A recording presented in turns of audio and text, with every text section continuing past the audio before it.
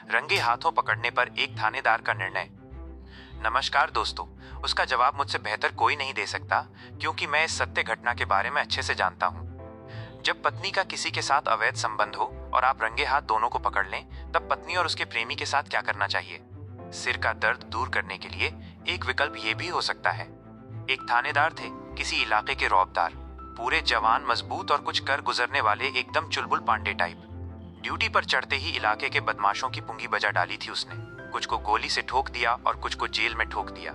बाकी या तो बुरे धंधे छोड़ गए और कुछ जगह बदल गए।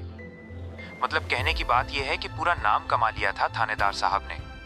कमी रह गई थी परिवार की, तो एक खूबसूरत लड़की से प्यार हुआ, इकरार हुआ और फिर शादी, और इसी के साथ ये हुई सारी कमी पूरी।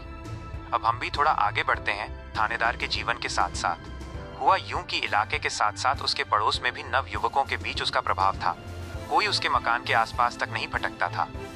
अब रही बात पत्नी के सुख संसाधनों की, तो थानेदार का अच्छा खासा वेतन था, तो उसने फ्रिज, टीवी से एसी तक लगवा दिया था। पत्नी एक फोन कर देती तो दुकानदार खुद सामान घर पहुंचवा देता।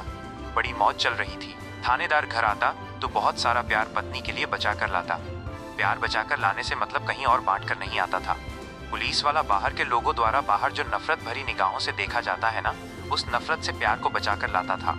ऐसा नहीं है कि पुलिस वालों को बाहर प्यार नहीं मिलता। कुछ ऐसे व्यवसाय भी होते हैं जहां पर पुलिस वालों के लिए भी प्यार होता है, नहीं तो पुलिस उन व्यवसायों को चलने नहीं देती।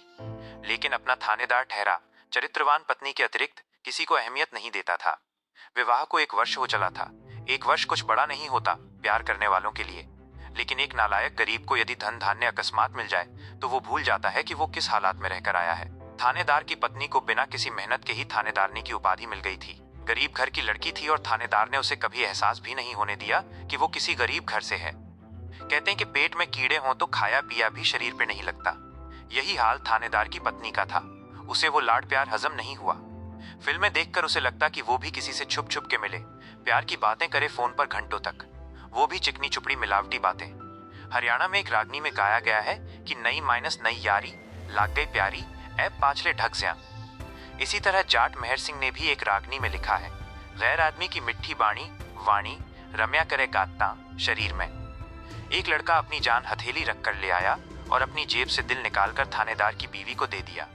ऐसा तो होना ही था, क्योंकि थानेदार की बीवी बड़ी ऊंची आवाज में प्यार भरे फिल्मी गाने बजाती और कभी खिड़की से तो कभी छत से गली में आते जाते लड़कों की तरफ हंसती रहती।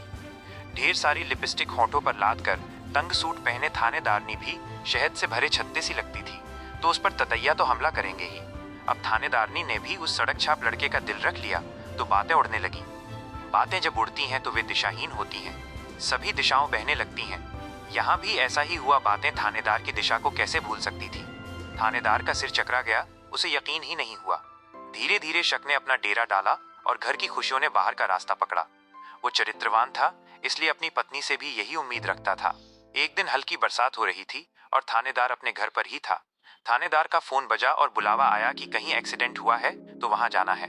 थानेदार ने पत्नी को बताया कि शायद देर हो जाएगी, दरवाजा बंद रखना और शाम का खाना बनाकर रख लेना, क्योंकि मुझे लगता है कि शाम हो जाएगी। थानेदार गाड़ी लेकर निकला और थानेदारनी ने फोन मिलाकर अपने मित्र को बुलाया। थोड़ी ही देर में थानेदार के घर में प्यार ही प्यार बरस रहा था कि तूफान आया, वो भी थानेदार के रूप में। थानेदार ने अपनी पत्नी को रंगे हाथों जो पकड़ना था। पत्नी का प्रेमी भागने की फिराक में था, पर गेट पर थानेदार पिस्तौल निकाले तैनात खड़ा था। अब दोनों में मानो काटो तो खून नहीं था, काल सीधा सामने खड़ा दिख रहा था। लेकिन ये क्या, थानेदार ने कहा कि रुको भाई, कहां भागने की कोशिश कर रहे हो? मैं तुम्हें मारूंगा नहीं, बल्कि तुम्हारी सहायता करूंगा। ये कहते हुए थानेदार ने अपनी पत्नी को कहा कि फटाफट कपड़े बांधो और जो जो तुम्हारे गहने मैंने तुम्हें लाकर दिए थे वो ले लो। थानेदार की पत्नी हक्की बक्की रह गई। उसे इस बात की उम्मीद नहीं थी, इसलिए हाथ जोड़ते हुए बोली, मुझे माफ कर दो, मुझसे गलती हो गई, दोबारा ऐसा नहीं होगा। और थानेदार के पैरों में गिरने लगी। लेकिन थानेदार ने उसे आश्वस्त कर दिया कि वो तुम दोनों को कोई नुकसान नहीं करेगा, साथ में ये भी कि कोई कोर्ट कचहरी के चक्कर नहीं लगवाएंगे। जितना जल्दी हो सकेगा अपनी पहुंच का प्रयोग करके तलाक भी दे देगा। ये समझो कि आज से तुम इस बंधन से आजाद हो। थानेदार की पत्नी थोड़ी हिचक रही थी कि कहीं थानेदार कुछ गलत ना सोच रहा हो, लेकिन पत्नी का मित्र जो उसका दूसरा पति बन गया था बहुत खुश था। वो अपनी नई नवेली दुल्हन को लेकर किसी दूसरे शहर चला गया ताकि थानेदार का डर खत्म हो सके। दूसरे शहर में जाने के बाद नए सपनों में खोए नवविवाहित दंपति किराए के मकान में रहने लगे। जो आभूषण थानेदार ने अपनी पत्नी को दहेज में दिए थे, उनसे इनका 6-7 मास का खर्च निकल सका, क्योंकि नया घर जमाने में बहुत खर्च हो जाता है। भला कौन सा सामान नहीं लाना पड़ता। इस बीच उसका नया पति कुछ काम धंधे की तलाश में लेबर चौक पर जाकर दिहाड़ी मजदूरी के लिए जाने की बाट जोहता। कभी काम मिलता तो कभी यूं ही खाली ताश खेलकर घर लौट पड़ता, लेकिन वो खुश था कि वो अपने प्यार के साथ रह रहा है। दूसरी ओर उसकी पत्नी को थानेदार के ऐशो आराम सताने लगे। वहां हर महीने नए सूट आते थे, पूरा मेकअप का सामान रहता था उसके पास।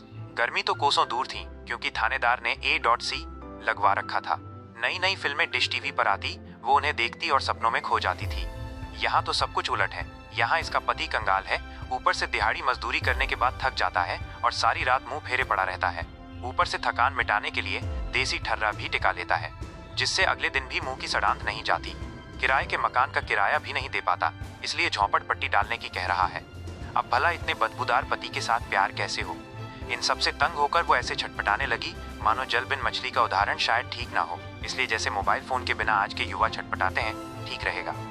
इन सब से तंग आई पत्नी ने मकान मालिक के बड़े बेटे के साथ प्यार की नई पारी शुरू कर दी। अब फिर से बातें उड़ी और मजदूर के कानों तक जा पहुंची। मजदूर को बात सुनते ही यकीन हो गया था, क्योंकि उसकी पत्नी पहले भी ऐसा कर चुकी है। इसलिए उसने पत्नी को पीटा, लेकिन वो साफ मुकर गई। मजदूर चुप होकर सो गया, लेकिन वो उसे मौके पर पकड़ने की योजना पर काम कर रहा था, और उसकी ये मनोकामना भी जल्दी ही पूरी हो गई। पत्नी का नया मित्र पत्नी के साथ रंगे शरीर पकड़ा गया। मजदूर दिल पर काबू नहीं रख पाया और पत्नी के मित्र से झगड़ा कर बैठा। झगड़े में उसके हाथ एक कुल्हाड़ी लग गई और उसने वो पत्नी के मित्र पर दे मारी। मकान मालिक का बेटा वहीं चित हो गया। अब होना क्या था, नया मित्र मर गया। बात पुलिस तक पहुंच गई तो वही थानेदार, जिसकी अभी कुछ दिन पहले ही इस शहर में नियुक्ति हुई थी, टीम के साथ पहुंच गया। थानेदार को देखते ही मजदूर फूट फूट रोने लगा। दूर खड़ी पत्नी आंखों में आंसू लिए कोने में सिसकती दिखी। थानेदार ने मजदूर से कहा कि अब रोना कैसा, तुम तो गरीब ठहरे। जब सारी सुविधाओं के साथ ये चंचला न रुक सकी तो तुम कैसे रोक सकते थे। तुम दोनों को उसी दिन देखकर मैं समझ गया था इसका परिणाम क्या होगा। ये मेरा काल बन सकती है। यदि भगवान ने इस युवक को मेरी सहायता के लिए भेजा है तो क्यों न इसकी सहायता ली जाए। और यही सोचकर मैंने इसे तुम्हारे साथ भेज दिया था। जो आज तुमने किया वही कभी ना कभी मुझे करना पड़ सकता था। चलो अब दोनों जेल में बाकी बचे दिन गिनो। पत्नी और मजदूर दोनों पुलिस की जीप में बैठ अपने परिणाम की तरफ चल पड़े।